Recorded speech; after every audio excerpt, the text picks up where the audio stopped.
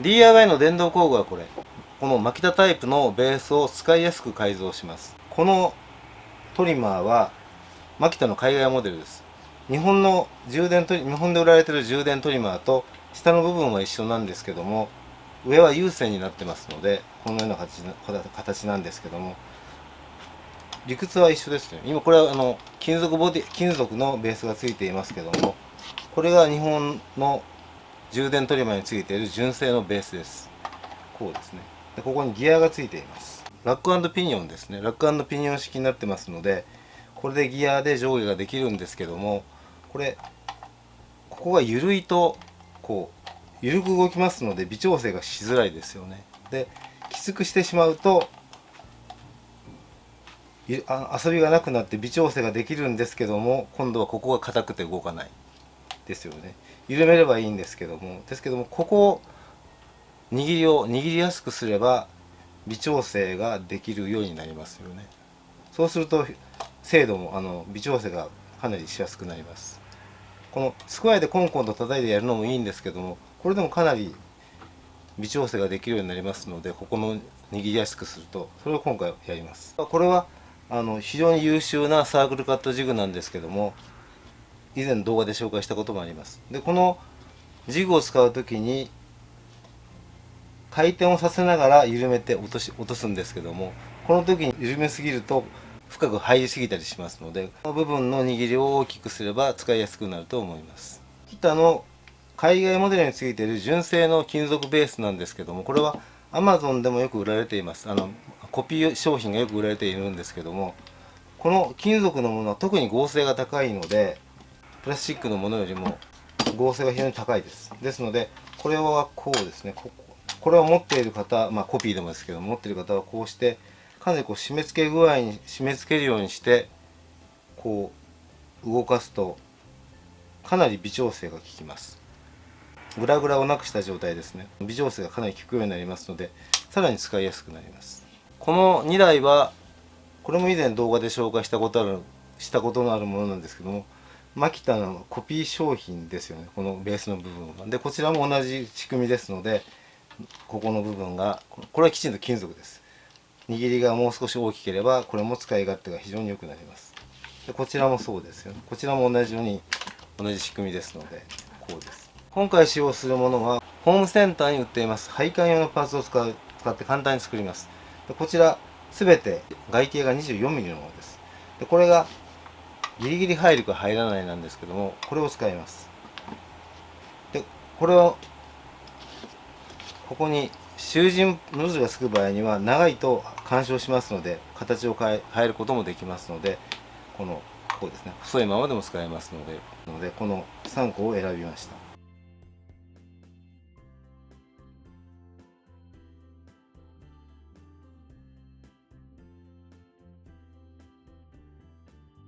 これはマキタの充電トリマーにも使われている純正ベースです。でこちらをやるのにこうしたいんですけども、抜き差しができるようにします。接着剤で固めてしまうと抜けなくなりますので、これは非銅板で熱して変形させてここにはまり込むようにします。ドライヤーの形ですけども非銅板です。熱風が出ます。でこれ Amazon でもうかなり昔に購入したものなんですけども、十分使えますので、これで塩ビ管を炙ってやりますけども、素手では危ない熱いですので、運転などでもいいと思いますけども、私はこの革手袋を使ってやります。ギュッギュッと締めていきますので、こうですね。もう簡単です。やってみます。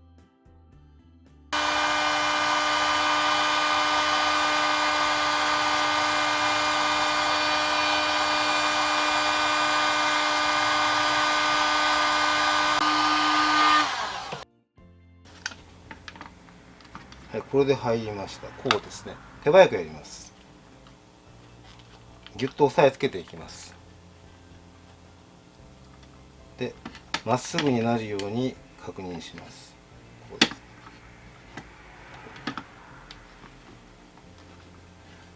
これでちょっと少し硬化させます。ちょっと冷まします。抜き差しができるはずですね。こうです。抜き差しができます。微妙に形が変わってますので、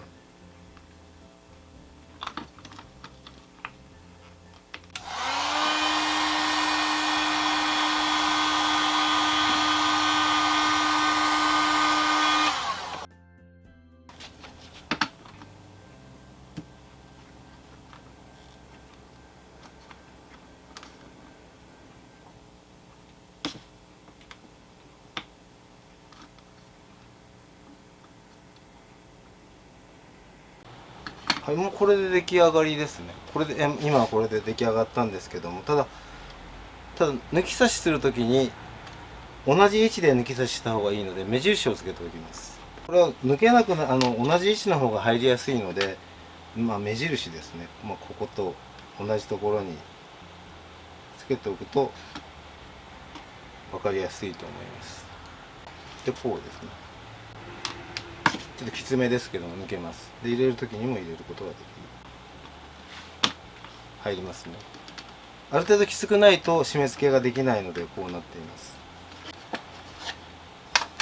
このようになります。かなり締め付けても動かすことができます。こうですね。微調整が可能になりますね。囚人アダプターを取り付けるとギュッと握れませんね。少し干渉します。このようなパーツがあります。HI ユニオン S20 と書いてますね。これも同じ配管のコーナーにあるんですけども、これが中に入ります。入ってねじ込むというか押し込むと固定できます。でこうやるとこれで回すことができますので、このようにして使うこともできます。回しづらい場合にはさらにジョイントを足すこともできます。こうです。すぐ抜けます。作ったものはこれ同じマキタの金属ボディなんですけども、これにはうまく入りませんね。やっぱり微妙に違う、微妙になんか合う部分が違うようなので新たに作ります。こうです。してやってみます。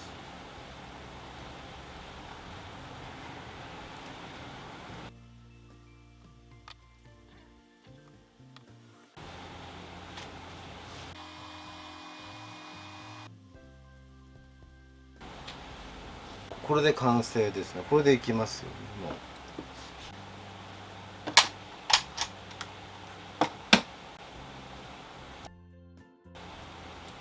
う。かなりギュッと締めてもこのように動かせます。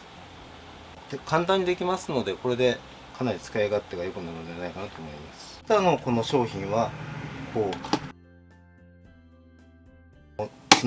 うかなりきつく作っても抜き差しをするように作ってしまうと、これ微妙に角度がついてますので、内側に向けて角度がついていますので、いくらきつくすると抜けなくなります。逆に潰してしまって抜けなくなりますので、根元が潰れてしまって抜けなくなりますので、抜き差しするようにすると少し強い力で回すと滑ることがあると思います。その場合はこのような M3 ですね。 M3 のサラネジでいいと思いますけど、6ミリなんですけども、このようなネジですね。6ミリのネジをこのへこみに当たるようにねじ込むと固定ができます。ネジを1本打つのであればここですよね。このへこみの部分、どこでもいいですけども、へこみの部分にネジをねじ込みますので、下には穴は開けません。上だけですけども。これは2ミリです。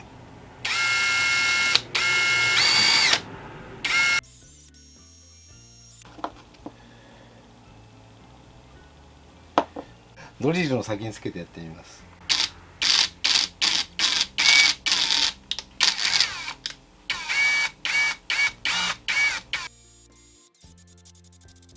こうですね。こうすると固定になりますよね。はい、これで根元を少し押さえる形になります。こうするとこうですね。かなり締め込んでも微調整ができますね。こうです。先に紹介しましたこの2つのパーツは、短くてもいい場合はこれを使えばいいですし、大きくない方がいい場合にはこちらを使えばいいです。こうです。やり方は同じです。簡単にできますけども、かなり使いやすくなると思います。今回はベースの調整ノブを使いやすくする方法を紹介しました。ありがとうございました。